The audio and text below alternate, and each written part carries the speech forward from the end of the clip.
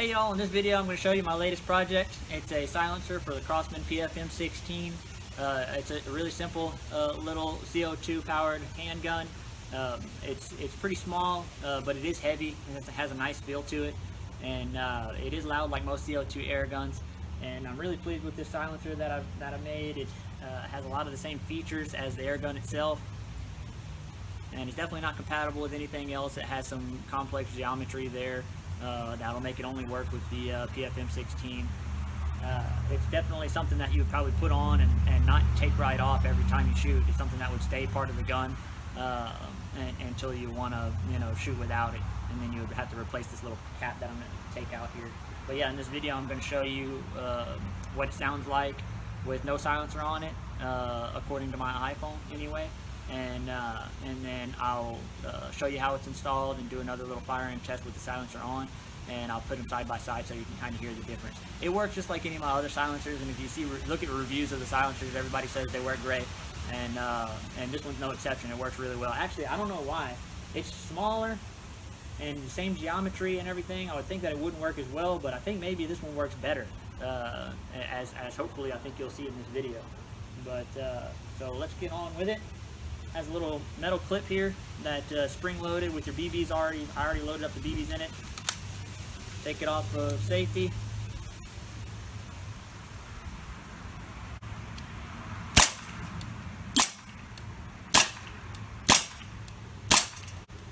So there you go. Loud enough to disturb the neighbors, like most CO2 air guns. So to take this apart, there's a small Phillips screw that holds this plastic cap in right here, and that just holds a little spring for the action and holds the barrel in place. You just need to put your finger over that, and then you need to use a small Phillips screwdriver to take that screw out. It's best to have a magnetic screwdriver.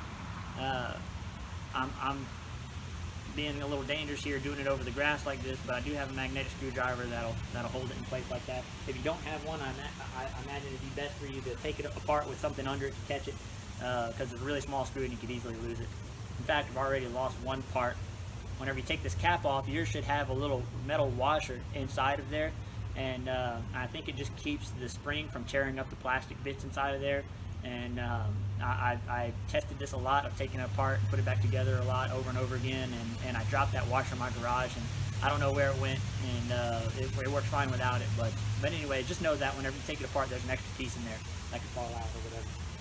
But you'll need to take that washer out, and you'll need to put that washer into the hole here in the silencer.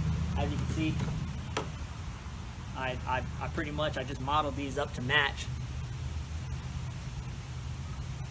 a little bit, or I mean, they pretty much exact. It's an exact match, maybe just a little more snug. And then of course I made this little band underneath that hugs this little curved part here under the barrel, just to make it a little more secured.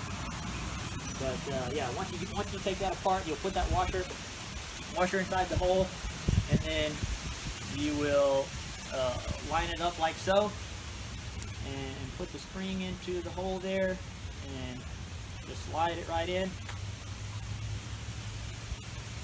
like that. And then the screw that you removed earlier, you can put back in place now.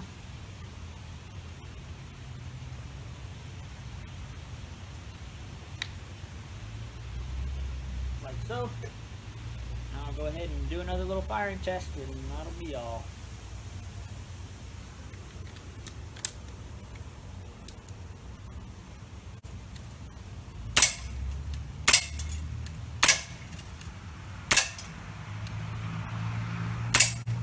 And I don't know what it is. Every time I put this silencer back on, I shoot a little better for some reason. I don't think it makes it more accurate, but maybe it's just mind tricks or something. But anywho, that's it. Thanks for watching.